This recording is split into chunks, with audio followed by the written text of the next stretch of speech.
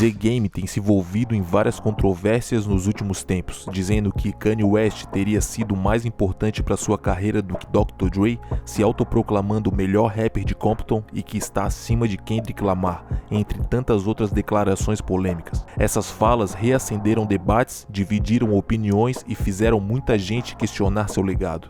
Mas em 2005 o cenário era outro. Naquele momento, The Game surgia como uma das grandes apostas do rap da Costa Oeste e lançou um clássico absoluto com seu álbum de estreia, The Documentary. Apadrinhado por Dr. Dre e impulsionado pela G-Unit, o disco resgatou a sonoridade da West Coast, trazendo hits marcantes, colaborações de peso e colocou The Game no centro do hip hop mundial, consolidando seu nome como um dos mais promissores da época. Hey yo! Hey yo! Hey yo! Hey yo! Hey yo! Hey yo! Hey yo! Raps. Aqui quem fala é o Estilo Livre Biggs e você está assistindo ao Ayo Raps. Inscreva-se no canal se ainda não é inscrito, deixa seu like e o super hype que ajuda muito o vídeo chegar para mais gente. Não esquece também de comentar qual sua faixa favorita do The Documentary. As redes sociais do Ayo estão logo abaixo. Sem mais delongas, vamos pro vídeo.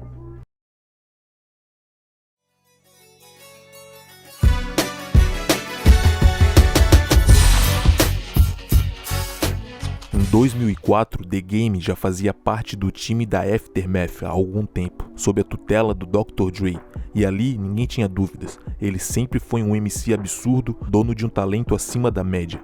O problema não estava nas rimas, isso ele dominava, mas em tudo o que vinha junto. Na hora de criar refrões fortes e se consolidar como um grande compositor, The Game ainda estava em construção. Essa limitação apareceria com frequência durante o processo de criação do álbum e acabou se tornando um dos principais desafios daquela fase. Ainda em 2004, The Game juntou-se a G-Unit, que naquele momento era simplesmente o epicentro do hip hop. 50 Cent vinha de um ano anterior absurdo, dominando tudo com Get Rich or Die Trying. No mesmo ano, a G-Unit também tinha lançado Beg for Mercy, um disco que performou muito bem. Tudo isso antes mesmo de The Game entrar oficialmente no grupo. A formação parecia estratégica. 50 Cent, Lloyd Banks e Tony Ayo representavam o leste. Young Buck levava o peso do sul e The Game assumia o papel de voz do oeste. Ele foi pensado como o símbolo de um renascimento da Costa Oeste, uma tentativa clara de recolocar a região no mapa após um período de apagamento desde o auge dos anos 90. A entrada de The Game na G-Unit aconteceu de um jeito bem específico. Ele já era o protegido de Dr. Dre, contratado pela Aftermath, e desde o primeiro dia deixava claro, segundo Angelo Sanders, A&R da gravadora na época, que sua visão sempre foi a de seguir carreira solo. Ainda assim, quando a ideia da G-Unit surgiu, The Game comprou o plano por completo. Quem já assistiu ao DVD de The Documentary sabe disso. Ali, ele fala com respeito e admiração tanto da G-Unit quanto de 50 Cent.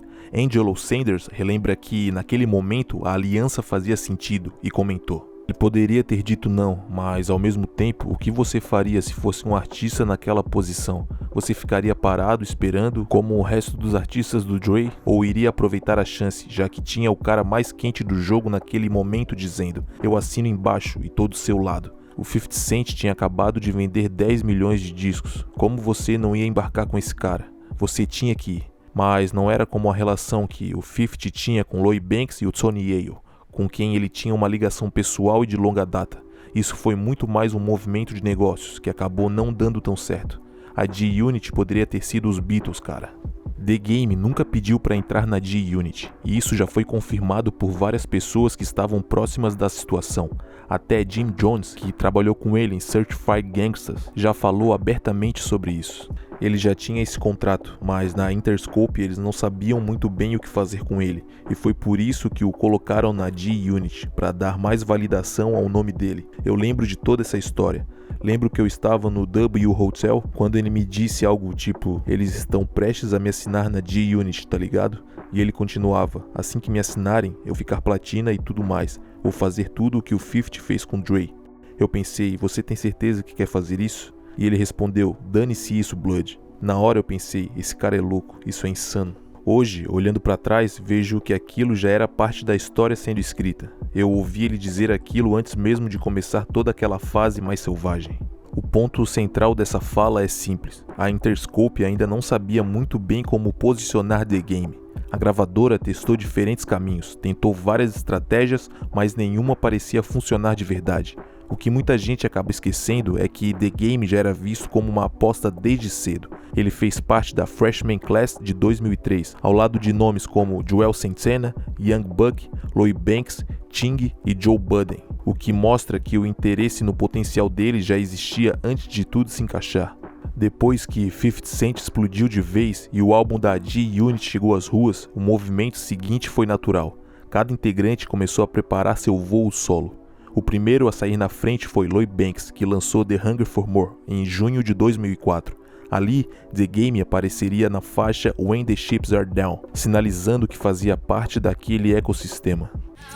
Banks, they think I'm Yayo's replacement. Nah, I bought his G-Units to walk through the Matrix. I'm signed to the doctor. No mês seguinte, a máquina da G-Unit seguiu girando com a mixtape G-Unit Radio Part 8, The Fifth Element. Em agosto foi a vez de The Game surgir novamente, dessa vez na faixa Stomp, presente em Straight Outta Cashville, álbum de estreia de Young Buck. Pouco a pouco, o nome dele ia sendo introduzido ao grande público.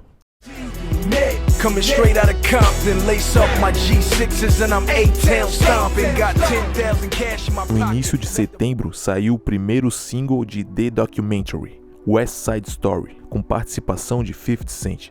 A faixa estreou tímida, na posição 99 da Billboard Hot 100, pulando para a posição número 93 e logo depois acabou deixando o ranking. Niggas, blood niggas, essays, Asians, Dominicans, Puerto Ricans, white boys, Jamaicans, Latin kings. Ainda assim, o movimento não parou. Naquele mesmo mês, The Game lançou a mixtape West Side Story, The Compton Chronicles. Entre as faixas, uma especial começou a chamar a atenção, The Whole City Behind Us, que acabou sendo usada em um comercial do Boost Mobile, uma campanha gigantesca na época e fundamental para ampliar a visibilidade de The Game além do público do rap. Essa campanha também contou com nomes como Ludacris e Kanye West.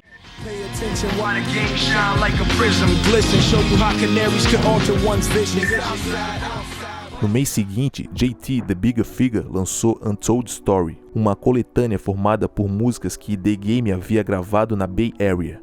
O próprio The Game deixou claro que aquilo não representava um álbum oficial de sua discografia e chegou até a cogitar barrar o lançamento na justiça. No fim das contas, porém, ele optou por um acordo, aceitou o projeto sair e ficou com 75% dos lucros. Em novembro, Dr. Dre seria homenageado no Vibe Awards com um prêmio pelo conjunto da obra. Mas a noite acabou marcada por um ataque inesperado em cima de Dr. Dre. The Game estava lá e acredita que o agressor esperou justamente o momento em que ele e 50 Cent deixaram seus lugares para agir. Nas imagens vemos 50 Cent e outras pessoas batendo no cara que tentou agredir Dr. Dre. Pouco tempo depois saiu a mixtape Charged to the Game, que incluía Certified Gangsters, parceria com Jim Jones.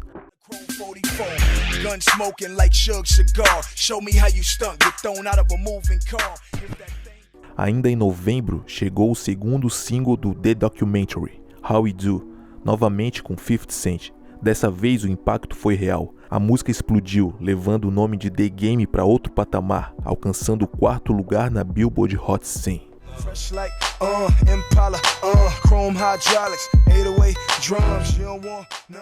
Em dezembro, chegou a mixtape You Know What It Is, Volume 2, Throwing Rocks at the Throne, o último lançamento antes do álbum de estreia de The Game. O clima já era de expectativa máxima. O hype sobre The Game estava no topo, e a sensação era de que a costa oeste estava prestes a fazer um retorno de peso no centro do hip hop. Então, em janeiro de 2005, The Documentary finalmente chegou às ruas e estreou direto no topo da Billboard 200, onde permaneceu por 2 semanas. Só na primeira semana, o álbum vendeu impressionantes 586 mil cópias.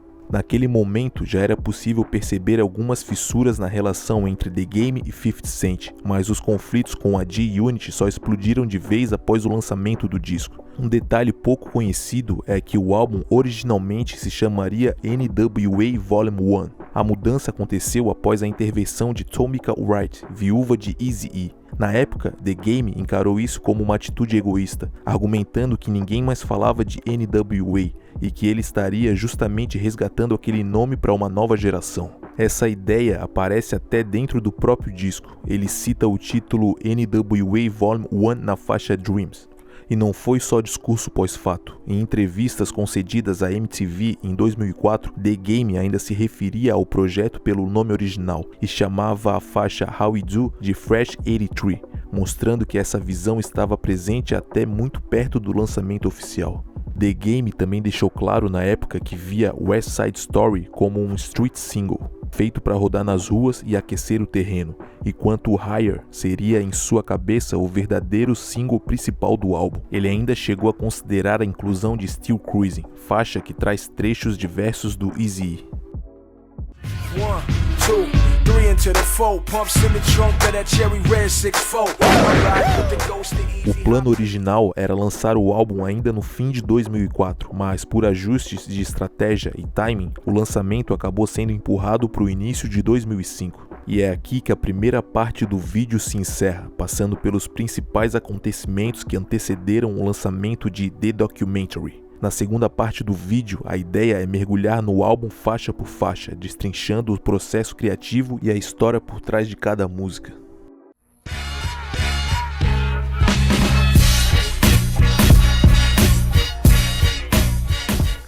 A primeira faixa do álbum é Intro to the Documentary, e o curioso é que The Documentary já estava pronto e com a ordem das faixas definida. Mesmo assim, o Dr. Dre sentiu que ainda faltava algo. Uma introdução à altura do disco. The Game, por outro lado, achava que já tinha entregado tudo o que precisava. Para ele, o projeto estava fechado, mas Dre queria uma introdução que encaixasse perfeitamente com West Side Story, a faixa seguinte, funcionando quase como uma porta de entrada para o universo do álbum. The Game imaginou que isso seria resolvido rápido, coisa de pouco tempo, mas não foi. O processo levou mais de um mês. Dre passou por cerca de 30 samples diferentes até encontrar exatamente aquele que soasse bem.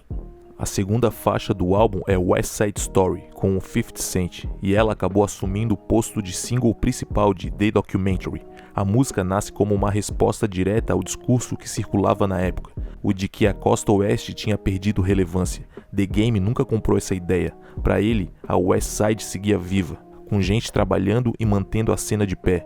E foi ainda em Compton, enquanto muita coisa acontecia ao redor, que ele fez um compromisso pessoal de recolocar o Oeste no centro do mapa. O mais interessante é que o West Side Story nem sequer foi criada pensando no álbum. A faixa tinha como destino original a trilha sonora do filme All About the Benjamins, mas Dr. Dre sentiu que o som era intenso demais para aquilo e decidiu segurá-lo.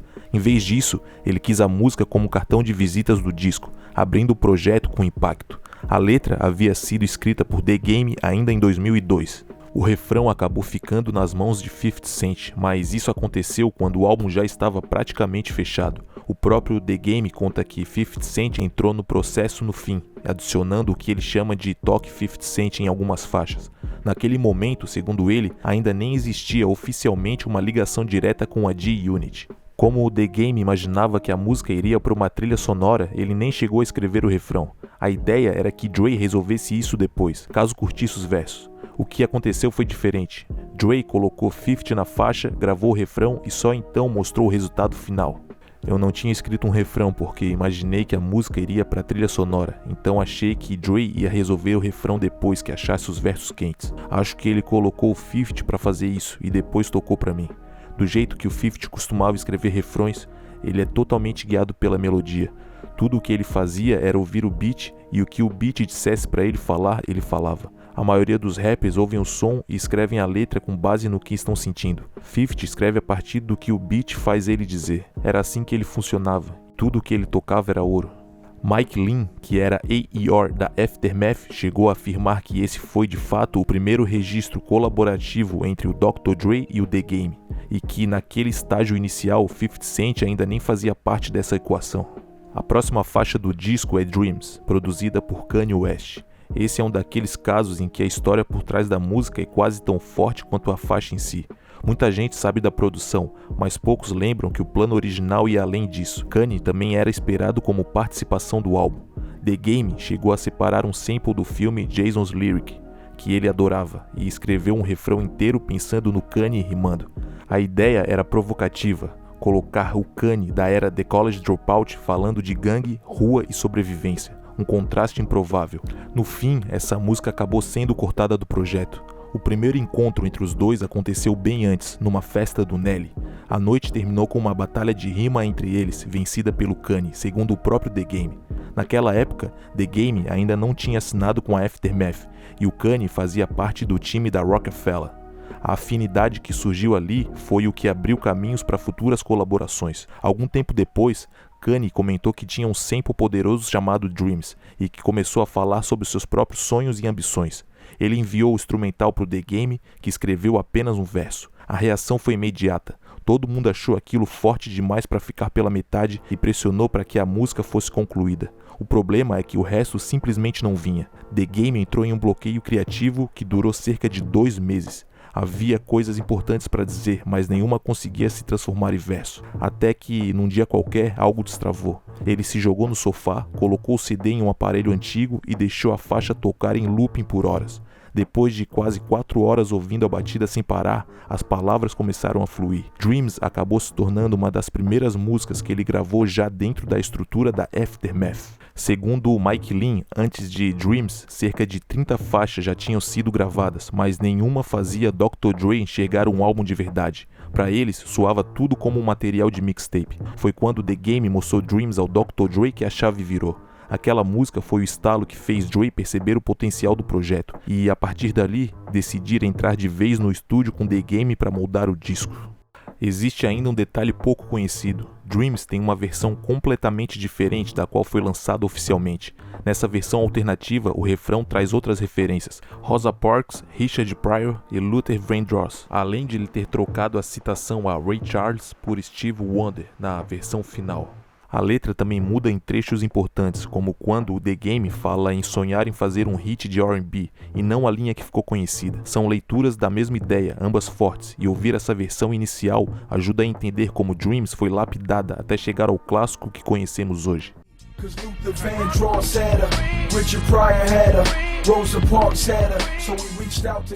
A próxima faixa do álbum é Hate It or Love It, com 50 Cent, e ela nasce exatamente no meio do processo de gravação do The Documentary, ali no começo de 2004, coincidindo com a entrada oficial do The Game na G-Unit. É uma música que carrega muito desse momento de transição na carreira dele. The Game costuma contar que seu processo criativo foge do padrão. Em vez de começar pelo início da música, ele escreve de trás para frente, começando pelo terceiro verso. O motivo é simples. Na visão dele, o último verso costuma ser o mais fraco, já que o artista chega ali já cansado. Começar pelo fim é a forma que ele encontrou de manter a intensidade até a última linha. O título Hate It or Love It foi sugestão de 50 Cent, e o refrão surgiu naturalmente dessa troca entre os dois. Curiosamente, a música não nasceu como uma faixa do The Game. Ela foi escrita originalmente pelo próprio 50 Cent, que chegou a cogitar colocá-la em The Massacre. O problema é que a letra era pessoal demais para o momento da carreira do 50 Cent naquele ponto. Quando eu escrevi Hate It or Love It, eu não tinha certeza se queria colocar a música no meu álbum, porque nela eu falava sobre a minha infância, sobre ver minha mãe beijando outra mulher. Então eu coloquei a faixa no álbum do Game, porque não sabia se o público estava pronto para ouvir isso vindo de mim. As pessoas só esperavam de mim um certo tipo de conteúdo. Aquilo foi como colocar o pé na água, para fazer essa transição com cuidado e aos poucos começar a trazer algo mais pessoal. Sha Money XL, o então presidente da G-Unit Records, confirmou que a faixa quase entrou em The Massacre e também afirmou que o 50 escreveu grande parte dos refrões de The Documentary. Segundo ele, a batida veio de Cool and Dre, que na época distribuíam CDs com suas produções. Um desses discos acabou caindo nas mãos certas e dando origem à música, mas a faixa só ganhou a forma definitiva quando passou pelas mãos do Dr. Dre. De acordo com Cool and Dre, o instrumental original já existia, mas foi Dre quem deu vida à música. Sobre isso, Mike Lean disse: Dr. Dre praticamente refez a faixa do zero. Ele mandou tudo ser regravado, deu outra vida ao som, e mesmo assim nunca tomou os créditos para si. Fez questão de manter os produtores originais creditados. Esse é o jeito do Dre. Por isso, soa até engraçado quando alguém diz que o Dre roubava beats. Isso não passa de conversa fiada. O que ele fazia era transformar ideias ainda cruas em algo com um padrão profissional. Eu vi muitos produtores crescerem justamente por isso. No começo da carreira, o material deles ainda não soava profissional, e o Dre era quem fazia essa lapidação. Ele pegava o que já existia e elevava tudo a um outro nível, fazendo a música finalmente soar como uma gravação de verdade. No final, Hate It or Love It não só se tornou o terceiro single do álbum, como também alcançou o segundo lugar na Billboard Hot 100. Foi mais um passo definitivo na consolidação de The Game no mainstream. A próxima música do álbum é Higher. Segundo o próprio The Game, o instrumental não era para ele. A ideia original era que a batida fosse de 50 Cent. Dr. Dre, no entanto, não sentiu uma conexão com a faixa naquele contexto e decidiu redirecioná-la, entregando o som ao The Game. O encaixe foi imediato. Assim que ouviu a batida, The Game entrou em modo automático. Em menos de meia hora, os 3 versos já estavam escritos, um daqueles momentos raros em que a música parece se escrever sozinha. O álbum segue com How It Do, novamente com 50 Cent, e essa faixa nasceu de um daqueles momentos que só acontecem em estúdio. The Game contou que acabou mexendo nas batidas de Dr. Dre numa hora em que tecnicamente não deveria. Dre tinha saído para uma reunião, enquanto isso The Game começou a explorar os arquivos. No meio deles encontrou um instrumental chamado Fresh 83. Assim que gravou o primeiro verso e mostrou para Dre, não teve discussão. A música precisava ser concluída. The Game terminou os versos, mas a faixa ainda não tinha refrão. Dre insistiu que um refrão forte era indispensável. A saída foi óbvia, ligar para 50 Cent. 50 entrou no estúdio, gravou o refrão e, segundo o próprio The Game, gostou tanto do resultado que chegou a querer ficar com a música. Angelo Sanders também relembrou um detalhe curioso e meio irônico sobre o clipe de How It Do. De acordo com ele, o vídeo custou cerca de $750 mil.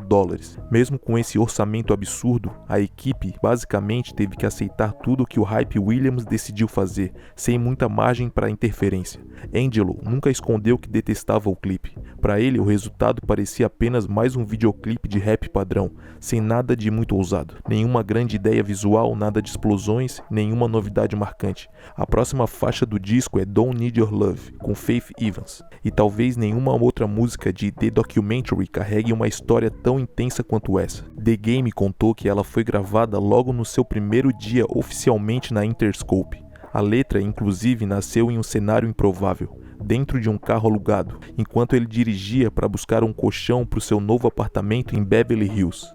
Um símbolo claro de como a vida dele estava mudando rápido, mas o contexto emocional da gravação era pesado. The Game tinha sido baleado em 1º de outubro de 2001 e a música foi gravada em janeiro de 2002, quando ele ainda estava longe de estar totalmente recuperado. A dor ainda era real, os curativos ainda sangravam, e isso refletiu diretamente na gravação. A voz dele sai falha, arranhada, marcada pelo impacto do tiro no peito, e nada disso foi corrigido.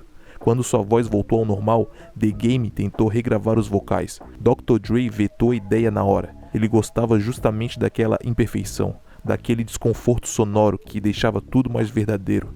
Para Dre, aquilo não era erro, era sentimento. Não à toa, o próprio The Game costuma dizer que Don't Need Your Love está entre as músicas mais importantes e queridas de toda a sua carreira. Havoc foi responsável pela batida original, mas ele mesmo já admitiu que nunca foi o produtor mais organizado.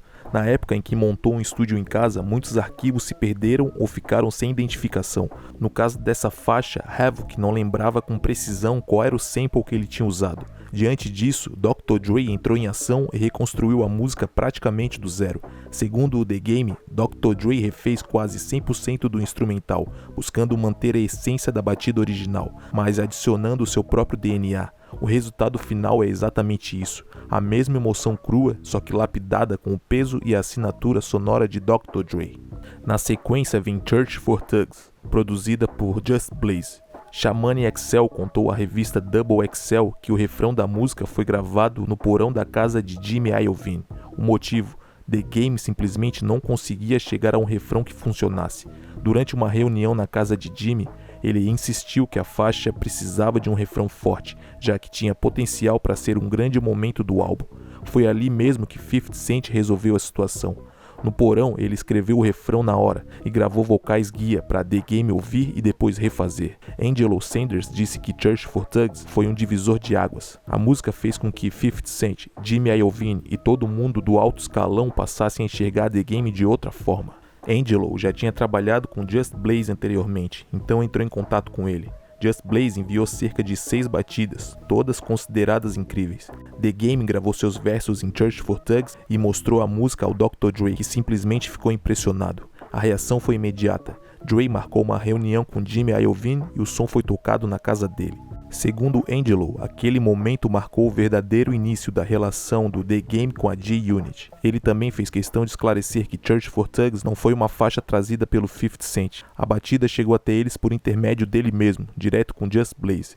E um detalhe curioso, o próprio Just Blaze já afirmou que nunca vai revelar o sample usado na música, mantendo esse segredo guardado até hoje. A próxima faixa é Put On The Game, escolhida como o último single do álbum. O instrumental é simplesmente absurdo, assinado por ninguém menos que Timbaland. Angelo explicou que, naquele período, o produtor vivia um dos momentos mais inspirados da carreira, então ficou claro para a equipe que precisava envolvê-lo em algum projeto. O ponto é que ainda faltava um single forte. Já existia uma aposta, mas havia incerteza. Eles queriam mais um tiro certeiro. Foi aí que decidiram procurar Timbaland. Segundo Angelo Sanders, quem teve um papel decisivo nessa ponte foi Jimmy Henchman, empresário de The Game na época. Timbaland costumava chegar ao estúdio por volta de 2 ou 3 da manhã, direto da balada. No início, aquilo causou estranhamento. Era a primeira vez que trabalhava com ele. Mas logo entenderam que não se tratava de apenas alguém curtindo a noite sem compromisso. Ele estava absorvendo o clima, observando tudo ao redor, e era justamente dessas experiências que surgia a inspiração quando voltava para criar. E isso nos leva para Start From Scratch. O melhor amigo de The Game, chamado Billboard, tinha acabado de ser assassinado. Dá pra ver uma homenagem ao Billboard no clipe de Hate It or Love It, e ele também aparece no DVD de The Documentary. Mike Lean disse que Start From Scratch foi um ponto de virada na carreira de The Game, porque foi ali que ele realmente se tornou um performer. Depois disso, foi ideia do Dr. Dre deixá-lo muito bêbado no estúdio. The Game estava bebendo Hennessy com Coca-Cola, justamente para falar com o coração, sem se preocupar com nada. Mike afirma que não existiria a menor chance dessa música ter surgido se The Game estivesse sóbrio. A próxima faixa é a auto-intitulada The Documentary, e aqui está o que The Game tinha a dizer sobre ela. Eu lembro de ter conversado sobre certas situações com Ed Lover, então consegui as entrevistas, e quando entramos nisso eu tive que perguntar a Ed Lover se podia usar aquilo, e ele me mandou. Eu expliquei que a linha My Box não era sobre Jay-Z, mas eu gosto quando as coisas ficam bem definidas, porque aí as pessoas dizem, então era sobre isso. Se eu tiver que falar de alguém, não preciso falar de forma subliminar, eu gosto que fique claro. Eu simplesmente digo o nome e não tô nem aí, mas nesse caso não havia nenhuma intenção de atacar o Jay-Z. No começo da minha carreira eu estava falando do Ja Rule, todo mundo sabia que a gente tinha uma treta. Na faixa West Side Story, muita gente acreditou que The Game estivesse alfinetando Jay-Z. Porém, o próprio The Game já deixou claro que essa linha não era uma provocação ao Jay, e sim ao Ja Rule. No documentário Stop Snitch, Still Lying, inclusive aparecem trechos da entrevista em que ele explica exatamente isso. Mesmo assim, é fato que The Game já disparou algumas indiretas contra o Jay-Z ao longo da carreira. A razão para isso veio à tona em 2011, quando ele contou uma história antiga envolvendo os dois. Segundo The Game, eles se encontraram anos antes no 4040 Club e a conversa começou de forma amigável. Em determinado momento, The Game perguntou como Jay-Z conseguia se manter relevante por tanto tempo. A resposta, no entanto, não caiu bem. Jay teria dito que a maioria dos rappers mais novos, incluindo o próprio The Game, provavelmente não teria uma carreira duradoura, sugerindo até que ele pensasse em seguir outro rumo. A faixa seguinte é Running, que conta com a participação de Tony Yayo. The Game tinha gravado praticamente toda a música, mas ainda havia um verso em aberto. Naquele período, Tony Yayo havia acabado de sair da prisão, e foi aí que ele acabou entrando no som. Segundo Angelo Sanders, a ideia de chamar Yayo partiu dele, já que inicialmente quem seria convidado era o Lloyd Banks. Inclusive, existe uma versão original da faixa sem o Tony Yayo, na qual Dion, que canta o refrão na versão original, aparece num trecho maior.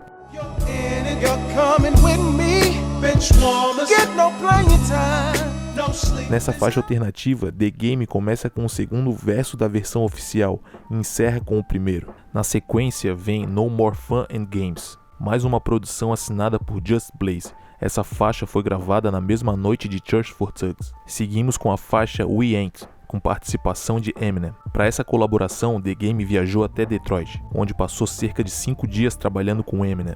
Durante esse período, o Eminem produziu 5 batidas diferentes e Game rimou em todas. No fim das contas, a música escolhida para o álbum foi aquela que, na visão do próprio The Game, ficou melhor. M entra no estúdio com uma aparência totalmente comum, quase como alguém que você jamais imaginaria que sabe rimar. Fica de boa, usando ali um moletom, tênis Jordan, boné e uma jaqueta ou hoodie qualquer. Pouco depois, aparece carregando mais Taco Bell do que a lei permitiria. Taco Supremes pra todo lado, acompanhados de Mountain Dew. Ele escuta o som, pergunta como você está se sentindo, se curte aquela batida, manda um faz o teu e então se afasta para um canto. De repente começa a rimar como se estivesse num cypher. Quando você observa, parece que tem umas 5 pessoas rimando ao mesmo tempo, como se fosse um cypher de verdade, mas é só ele. O jeito de escrever também é totalmente fora do comum. Ele rabisca o papel em círculos, gira a folha e escreve de dentro para fora, uma parada completamente estranha. Os samples do refrão e todas as vozes da música são dele. Ele é como Ed Murphy. M pode fazer qualquer coisa. O cara é um gênio. Angelo Sanders, inclusive, recebeu um salve nessa faixa e comentou que eles já estavam esperando havia um tempo pela participação do Eminem. A essa altura, o 50 Cent já estava envolvido. Todo mundo já tinha entregue as suas partes, menos Eminem. A próxima faixa é Where I'm From, que conta com a participação de Nate Dogg, chamado pessoalmente por Dr. Dre. Originalmente, a música seria um encontro entre The Game, Dr. Dre e Nate Dogg.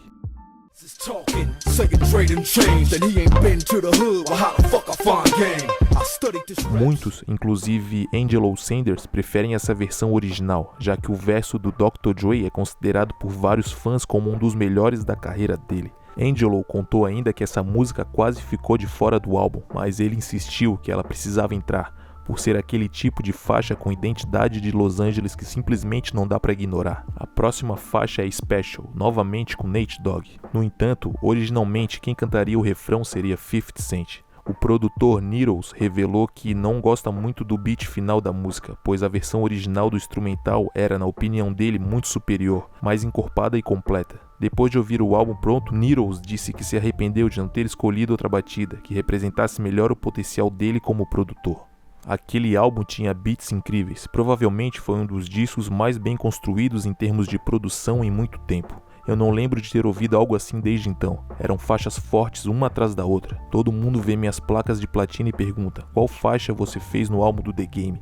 E ninguém sabe qual é a minha. Curiosamente, o próprio Angelo Sanders também não gosta de Special, e de forma pessoal ele acredita que o álbum funcionaria perfeitamente sem essa faixa. Segundo ele, naquela época, 50 Cent e a G-Unit vinham lançando músicas com uma pegada mais voltada ao público feminino, e Special foi pensada exatamente para cumprir esse papel. Angelo e The Game não queriam incluí-la, mas a decisão veio da gravadora, que exigia uma música para as mulheres. Em retrospecto, ele mantém a opinião de que a faixa não deveria ter entrado no álbum. Em seguida temos Don't Worry, com Mary J. Blige. Originalmente quem estava cotada para participar da música era Brandy, porém Jimmy Iovine vetou a ideia, dizendo que não queria ver seu rapper gangsta dividindo uma faixa com Moesha, uma série da qual ela era protagonista. Uma decisão que, segundo muitos, foi completamente equivocada. Isso nos leva à última faixa do álbum, Like Father Like Son, com participação de Busta Rhymes, e sobre ela The Game disse: só fazia sentido terminar o álbum com essa música. Eu não sabia onde mais poderia colocar uma música falando sobre meu filho. Não acho que combinaria no meio do álbum, com toda aquela vibe de gangsta. Eu gravei na mesma sessão em que fiz a faixa com Just Blaze. Eu passei pela faixa do Just Blaze tão rápido que acabei fazendo essa enquanto estava lá. Não tinha refrão ainda. Quando voltei para Los Angeles, o Busta estava no estúdio e eu falei: Busta, preciso de um refrão para essa música. Toquei a batida e ele, que também é pai, disse: tenho isso na ponta da língua. Quando ouvi a batida, pensei no meu filho, só pensei no nascimento dele, porque isso foi algo muito importante para mim. Gravar essa música foi como me transportar de volta ao dia em que meu filho nasceu. Todas aquelas experiências ainda estavam vívidas em mim, pois tinham acontecido só 8 meses antes. Eu estava simplesmente compartilhando minha história com o mundo. Sinto que não faço esse tipo de material com frequência suficiente. São essas vivências reais, esses momentos de verdade que me moldaram e que definem quem eu sou. Não foi nada emocional ou para fazer alguém chorar, apenas relatos sinceros da minha jornada. E assim chegamos ao final por trás da história de mais um clássico. Não esqueça de deixar seu like, inscreva-se no canal se ainda não é inscrito e até o próximo AO.